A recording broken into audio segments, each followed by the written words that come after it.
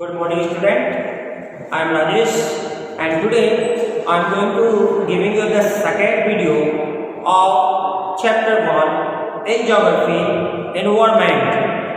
Dear student, in my previous video we already discussed what is the environment, the domains of the environment, significance of the environment.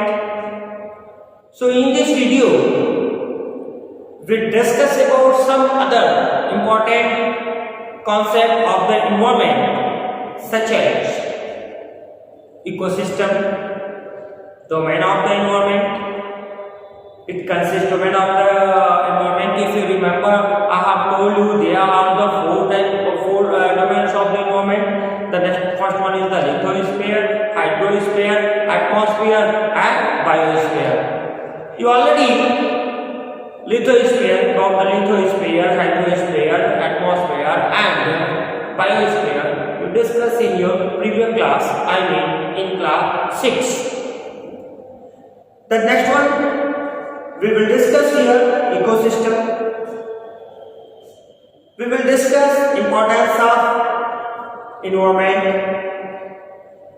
We already discussed here. We will discuss here कि humans are changing environment, and the next one is why our environment is changing. हम इस सारे को detail में one by one हम discuss करेंगे. But before I am going to the next concept, once again we memorize what we discussed in our first video. If you remember, we already discussed about the domain of the environment, and there we already discussed the four domains of the environment. The first one is the lithosphere, second one is the hydrosphere, atmosphere, and the biosphere. So in brief we discuss here. आपने पढ़े होंगे इसको classes में अच्छी तरीके से आपने discuss किया होगा, लेकिन फिर भी हम यहाँ पे एक बार रिकॉल कर लेते हैं कि क्या है लिथोस्फीयर, क्या है हाइड्रोस्फीयर, कि क्या है डोमेन का सेंस क्या है जहाँ पे हमारा एनवायरनमेंट एग्जिस्ट कर रहा है. एनवायरनमेंट है ही क्या, वही एनवायरनमेंट को फिर बता दिया जाता था कि एवरीथिंग दैट्स अराउंड यू, सभी चीजें जो तुम्हारे चारों तरफ है, that is the part of environment.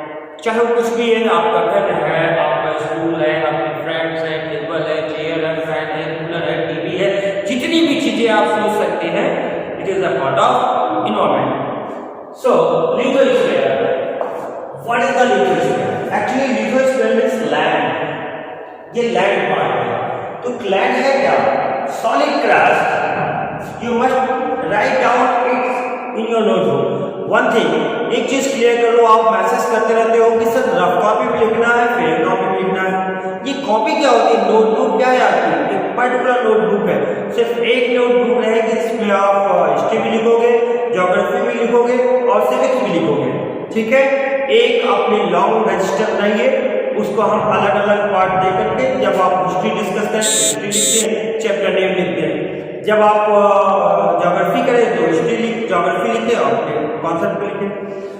तो बेटा यहाँ पे lithosphere that means solid crust are part of layer of the solid crust, जो ठोस क्रस्ट है, या hard top layer of the जो हार्ड लेयर है, it is known as the lithosphere.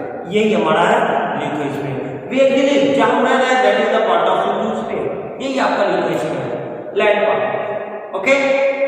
Next, it is made up of rocks and minerals and covered by a thin layer of soil. ये किससे बना है? तो rock से बना है, मिनरल से बना है. हम जब डिस्कस करेंगे इनसाइड द अर्थ तो हम मिनरल्स के बारे में और बहुत सारी चीजें इसको क्लियर करते जाएंगे. So it is made up of rocks and minerals and covered with a thin layer of soil.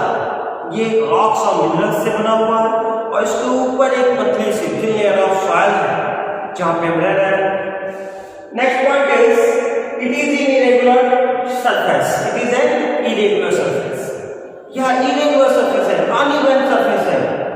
कभी कहीं पे हाइयर है, कहीं लोअर है, कहीं वैली है, तो it is an irregular surface consist of mountains, rivers, valley, plateau, plains, deserts, ये सभी जो है कंसिस्ट इरेगुलर सरफेस है, हर जगह सेम इवन सरफेस नहीं है। आप देखो ना, माउंटेन्स देखते हो, हाइयर प्लेस देख लेते हो, वैली देख लेते हो, प्लेटूस देख लेते हो, so it is the lithosphere. Second one is the hydrosphere. Hydrosphere means the area covered by water.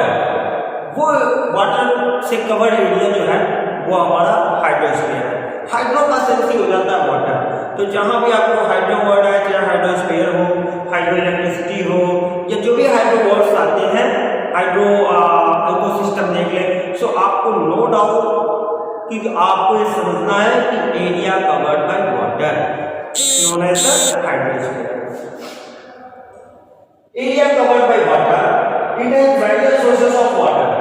इसके sources of water, various sources of water and various type of water bodies consist of river, ponds, lakes, seas, oceans, जो भी आप कह सकते हो, that is the hydrosphere. इसके अलग अलग सोर्सेस हैं, छोटे से छोटे पॉन्ड से लेकर के रिवर, ओशन, सी तक, ये सभी हमारे हाइड्रोस्फीयर में आते हैं। The next one is the atmosphere. Very important part is here. Atmosphere, and atmosphere is the one of the factor which provide life here. That is why Earth known as the unique planet of our solar system. So what is the importance of atmosphere? We will discuss here in the coming second minutes. So atmosphere, what is atmosphere? The thin layer of air that covered us, the thin layer of air that surround the earth, जो अर्थ को surround किया हुआ है, thin layer of air. You can't see the layer of the air, but the thin layer of the blanket of the air, thin layer कह सकते हो, covered को या कह सकते हो blanket of the thin layer of air known as which covered the earth known as the atmosphere. अब atmosphere क्या है? अब हमारे अर्थ में एटमॉस्फेयर क्यों है? जब आप साइंस पढ़ोगे, कभी सर या मैम आपको टीच करेंगे, उसमें आपको एक वर्ड बताएंगे, ग्रेविटेशनल फोर्स। सो जो कि आइजैक न्यूटन ने डिस्कवर किया है, और आई होप कि आपने 6 में भी पढ़ा होगा, फिर भी हमें देखेंगे जो ग्रेविटेशनल फोर्स है अर्थ होल्ड द एटमॉस्फेयर, ये एटमॉस्फेयर को होल्ड करके रखता है। मैंने कहा कि आप उस लेयर को तो देख नहीं सकते हो, पूछोगे सर कहाँ है, तो ये हमारा एक विजुअल पार्ट है। आप जैसे जैसे आप मेसोस्फीयर, हाइड्रोस्फीयर आपने पढ़ा होगा ना, ये लिथोस्फीयर जैसे लेयर ऑफ द एटमॉस्फेयर भी पढ़े होंगे आप। एटमॉस्फेयर भी लेयर है अलग अलग, एक्सोस्फीयर, मेसोस्फीयर, हाइड्रोस्फीयर, है ना। तो आप इसमें देखोगे कि इस एटमॉस्फेयर को होल्ड कौन किया है, रुकता कैसे है? The atmosphere held by the gravitational force of our Earth. What is the gravitational force? So every object in the universe exert a force, or it attracts toward its center. एक force लगाती है जो अपनी चीजों को अपनी तरफ खींचती है, that is the gravitational force. यही कहा ना, जब आप बॉल ऊपर फेंकते हो, वाई कम डाउन, क्यों नीचे आता है? ऊपर क्यों नहीं चला जाता है ना? आप कोई भी चीज आप ड्रॉप करते हो, नीचे जाता है, सरफेस पे जाकर रुकता है, वाई? क्योंकि अर्थ जो है एक फोर्स एक्सर्ट कर रही है जो अपनी तरफ ले रही है, that force name is the gravitational force. और सिर्फ अर्थ के पास ही नहीं होता है, पूरे यूनिवर्स में जितनी भी दो ऑब्जेक्ट्स हैं, जितनी भी ऑब्जेक्ट हैं, सभी एक दूसरे पे अट्रैक्शन फोर्स लगाती है, वो फोर्स ऑफ ग्रेविटी या फोर्स ऑफ ग्रेविटेशनल को एक्सर्ट करती है।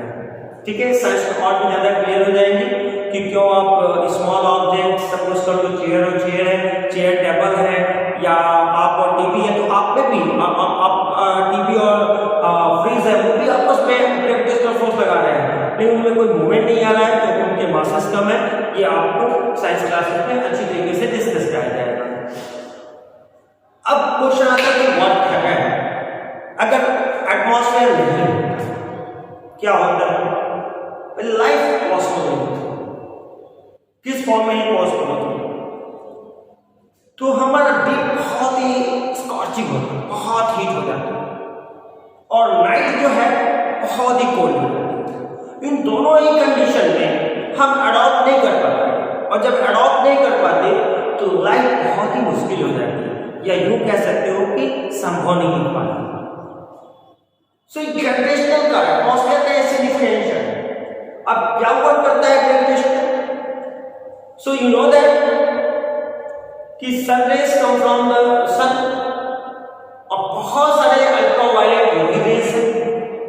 एटमॉस्फेयर में ही ओजोन लेयर है। ओजोन लेयर क्या करता है कि अगर हमारे सन से जितनी भी रेज आने वाले हैं, अगर डायरेक्ट हमारी बॉडी पे आ जाए या डायरेक्ट हमारे अर्थ पे आ जाए, तो we suffer a lot of diseases.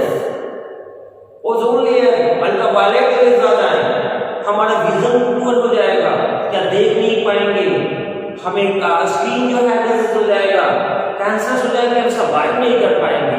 तो यही एटमॉस्फेयर का लेयर है जो हमें इन यूवी रेज से या और भी बहुत सारे जो सन रेज हैं जो हार्मफुल है, उनको वो फिल्टर करने का काम करता है, उनको हमारे अर्थ पे आने से बचाने का काम करता है।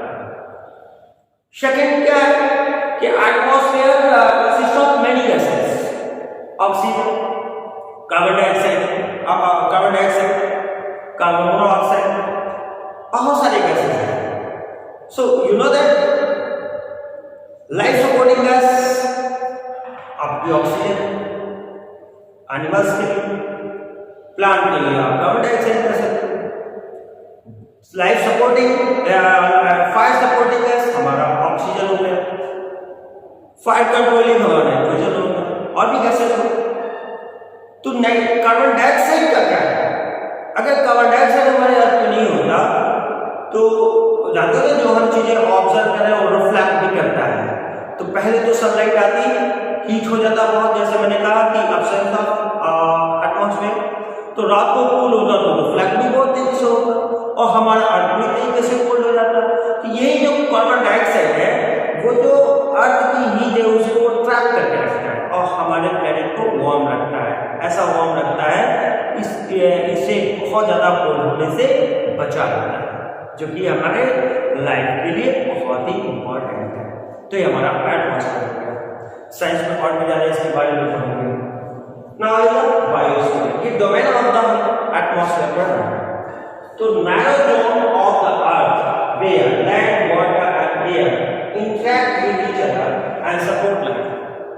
अब अर्थ पर बहुत सारी चीजें ऐसी हैं, बहुत सारे प्लेसेस ऐसे हैं जहाँ पे लाइफ नहीं है, क्योंकि वहाँ पे interaction of land, water, air नहीं है। कहीं पे एयर नहीं है। अब अपने ही प्लेनेट को देख लो, यूनिक प्लेनेट कहा जाता है क्योंकि all of three interact with each other on the earth and make the life possible here, that is why we known at the unique planet of our solar system. लेकिन earth पे ही different part है जहाँ पे आपको water ice के form में हो जा रहा है, या एयर जो है ऑक्सीजन की मात्रा कम हो जा रही है। तो जहां पे ये तीनों लैंड, वाटर और एयर इंटरैक्ट कर ले, एक दूसरे तीनों मिल जाए और क्या करें, लाइफ सपोर्ट करें, that is known as the biosphere. Once again we repeat it कि narrow zone of the earth where land, water and air interact to each other and support life, जहां तीनों मिलते हैं और लाइफ को possible बनाते हैं, that is known as the biosphere. Clear? Okay, so we will move now. We move on the next topic, that is the ecosystem. एक नया कॉन्सेप्ट होगा, ये इकोसिस्टम क्या है? So first of all, ecosystem is made up of two major components. यही आप कह सकते हो कि हमारे अर्थ पे भी देख लो कि दो ही कंपोनेंट में बटे हुए हैं, चाहे एक लिविंग कंपोनेंट हो गया, एक नॉन लिविंग हो गया। क्लियर? सो इकोसिस्टम, अगर हम कंपोनेंट्स को देखें तो ecosystem made up of two major component, that is the living component and non living component. अब लिविंग थिंग्स और नॉन लिविंग थिंग्स अच्छी तरीके से आप डिफरेंशिएट कर पा रहे होंगे, आई होप ऐसा आप जानते हो। So living component including plant, animal, insect, birds and many more. अब कहोगे सर उसको भी नहीं रखना चाहिए, कहोगे सर यहाँ ह्यूमन नहीं लिखा, तो एनिमल किंगडम में ह्यूमन भी है ना, यहाँ हमने बर्ड्स और इंसेक्ट जो भी है सभी लिविंग थिंग्स हैं, सभी एनिमल में आ जाएंगे। सो अब एनिमल का अलग डिफिनेशन भी इस स्तर पे डालूंगा कि लिविंग कंपोनेंट ये सबसे बड़े हैं जिनमें लाइफ है, कैरेक्टरिस्टिक्स ऑफ लिविंग थिंग्स अच्छी तरीके से समझ रहे हो। And next is the non living components. Non living component land, water, air, etcetera. अब लैंड में बहुत सारे हैं, माउंटेन है, डेजर्ट है, वाटर में बहुत सारे हैं, पॉन्ड है, सी है, ओशंस है, सभी ये सभी जो है नॉन लिविंग कंपोनेंट है। और इन्हीं दोनों के अट्रैक्शन से लाइफ मूवमेंट पॉसिबल है। So what is the ecosystem? We write here for you, मैंने यहाँ लिखा हुआ आपके लिए, आप इसको नोट कर लीजिएगा। अगर कॉस्ट है तो आप वीडियो पॉज करके इसको देख लीजिएगा कि it is a system formed by the interaction of all living organisms. It is a system formed by interaction of all living organisms, सभी living organism। और जब सभी living organism की हम बात कर रहे हैं तो समझ सकते हो कि प्लांट, एनिमल, इंसेक्ट, बर्ड, जितने भी living organism है सबके इंटरेक्शन से and each other and with their some environment. So a system formed by interaction of all living organisms with each other and with their environment. इनके environment का system क्या है? Non living, living दोनों मिल जाते हैं, ये environment form कर रहा है। तो इकोसिस्टम क्या है कि देखो जैसा आप जानते हो कि प्लांट और animal both are independent to each other, एक दूसरे पे निर्भर है। Not only for plant and animal, either animal and animal depend on each other for their survive. दोनों अपने जीवन के लिए, जीने के लिए एक दूसरे पे सर्वाइव है ना। आपने फूड चेन देखा होगा, प्लांट है, चलो गोट खा गई, गोट को लैंड खा गया, और भी बहुत सारी चीजें हैं, मैन ऑम्निवोरस हो गया। सो आप देखते हो कि सभी प्लांट और एनिमल भी एक दूसरे पे इंटरडिपेंडेंट है, साथ ही एनिमल पे भी डिपेंडेंट है, ठीक है ना। That is why it is known as carnivorous, herbivorous and omnivorous के सिस्टम पड़े हुए हैं। लेकिन इसके साथ ही साथ वो अपने एनवायरनमेंट से भी इंटरेक्ट कर रहा है and all this form the ecosystem, जो कि लाइफ पॉसिबल बना रहा है, और इसी को कहते हैं ecosystem. It could be ecosystem could be a large rainforest, grassland, desert, mountains, rivers, pond, etc. सब कुछ ही एक इकोसिस्टम ही है। लैंड में है ये भी इकोसिस्टम है, वाटर में है वो वाटर इकोसिस्टम हो गया। सपोज करो कि आप देख रहे हो अपने विलेज में या कहीं आस-पास करो पॉन्ड्स हैं, आपको डिफरेंट तरह के एनिमल मिलेंगे, डिफरेंट तरह के प्लांट मिलेंगे, सनरेज भी आ रहा है, लैंड वाटर भी है, उन्हें ऑक्सीजन भी चाहिए। अब सभी एक दूसरे पे डिपेंड है और उस पूरे पॉन्ड में एक लाइफ सराउंडिंग बना रहा है, it is the pond ecosystem.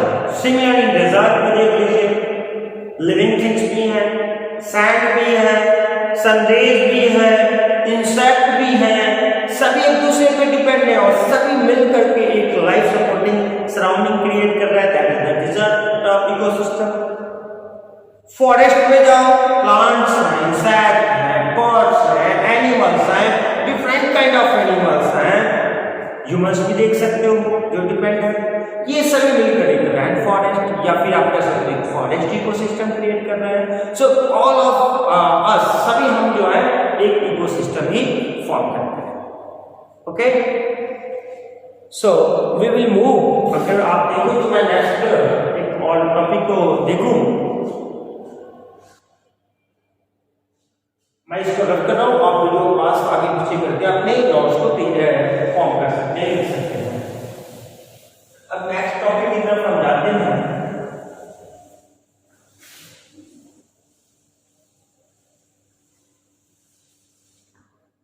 Next topic हमारा है इंपॉर्टेंस ऑफ इन्वायरमेंट। भाई हम इन्वायरमेंट पढ़ा है तो इसकी इंपॉर्टेंस पर importance of environment. Environment is very important for us. Environment हमारे बहुत ही important है, बहुत ही ज़्यादा महत्वपूर्ण है। क्यों है? तो कहते हैं environment is our basic life support system. क्यों important है? तो आप इसमें importance ऐसे देख सकते हो कि पहले पॉइंट आप रख सकते हैं environment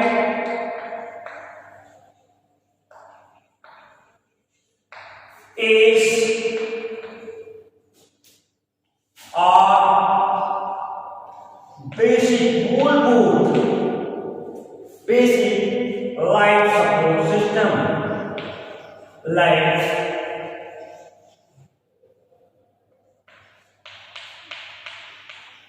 support system।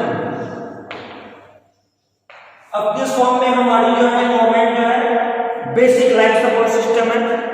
क्या बेसिक हुई लाइफ क्या क्या हुई हमें देती है, तो इतना इंपॉर्टेंस है और हमारी बेसिक लाइफ सपोर्ट सिस्टम है तो it's must be given a lot of things. तो व्हाट एनवायरमेंट गिव अस, क्या हमें देती है? सो इट प्रोवाइड अस, ये क्या हमें प्रोवाइड करती है? सो आप देखो जो हमारी लाइफ को सपोर्ट कर रही है तो इट प्रोवाइड अस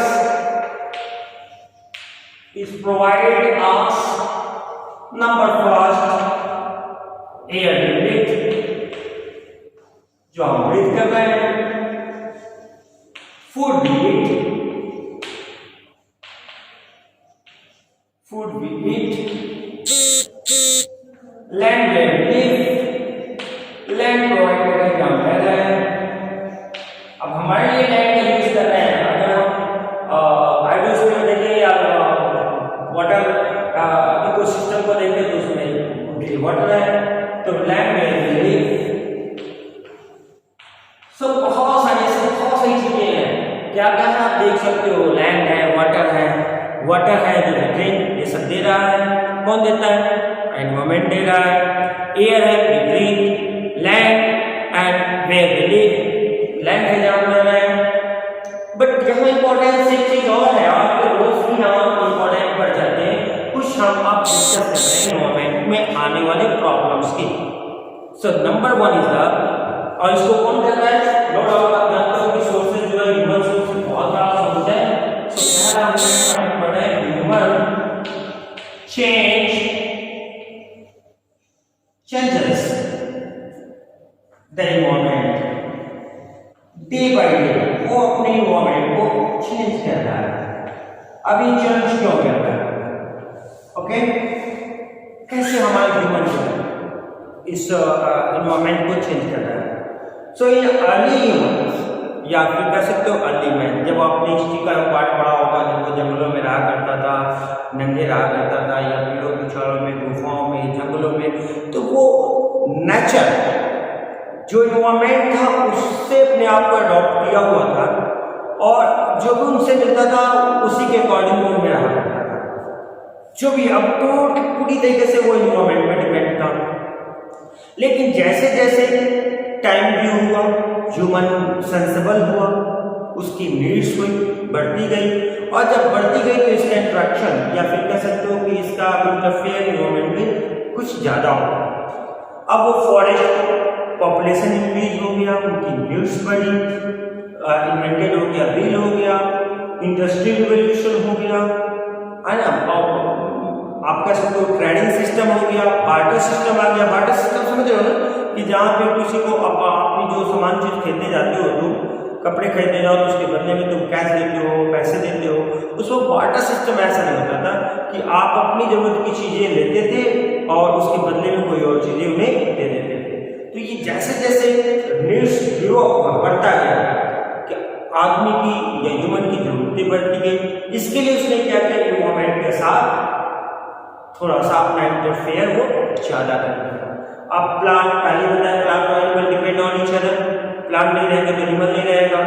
तो अब फैक्ट्री बनानी है, ये सारी चीजें हमें क्लियर करनी है कि किस तरह से ह्यूमन जो है इन सब चीजों को देख रहा है।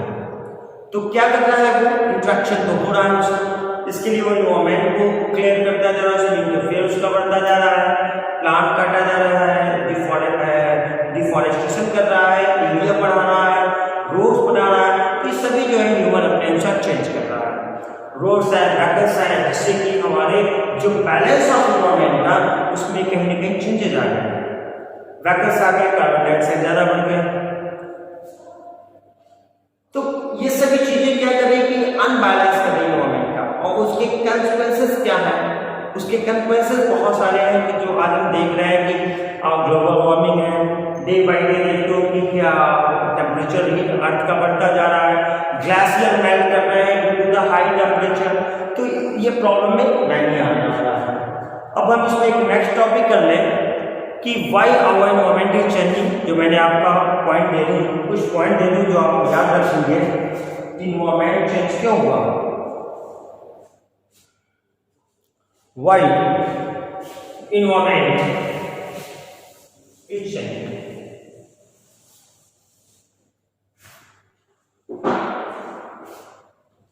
Why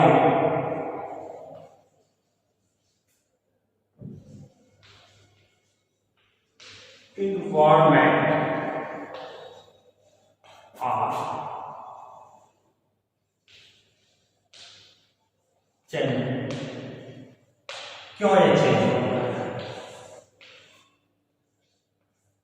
number 1,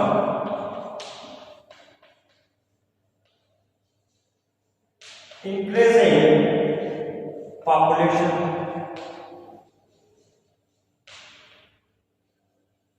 population day by day increase हो रहा है, एंड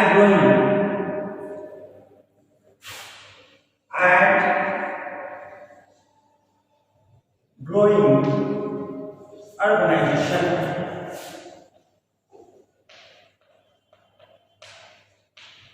और डे बाय डे देखते हैं हम शहरीकरण की तरफ जा रहे हैं, ऐसी जरूरतें हो रही हैं, इंक्रीज हो रहा है पॉपुलेशन, जो शहरों की तरफ अर्बनाइजेशन होता जा रहा है, needs are increasing. Second point क्या है कि हमारी आवश्यकताएं, नीड्स आर इंक्रीजिंग, ये इंक्रीज हो गई, आवश्यकताएं हमारी बढ़ गई। नेक्स्ट अगर हम डिस्कस करें तो मोर स्कूल, हॉस्पिटल, इंडस्ट्रीज सेटल हो गए, मोर स्कूल्स बन गए, हॉस्पिटल्स बन गए, बहुत सारी चीजें हैं, इंडस्ट्रीज हो गए,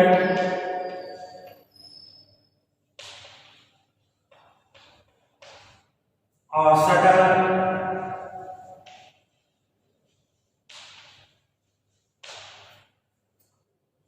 नेक्स्ट पर देखिए, modifying and destroying our environment, जो इसके लिए सारी चीजों को करने के लिए नो डाउट हमें तो फिर करना पड़ेगा, तो उसको हम कह रहे हैं मॉडिफाइंग, कि अब हम अपने एनवायरनमेंट को मॉडिफाई कर रहे हैं, मॉडिफाइंग एंड डिस्ट्रॉइंग, उसको डिस्ट्रॉय भी कर रहे हैं क्योंकि बैलेंस नहीं हो रहा है, हम अनबैलेंस कर रहे हैं, डिस्ट्रॉइंग आवर एनवायरनमेंट, ये सारी चीजें हमारी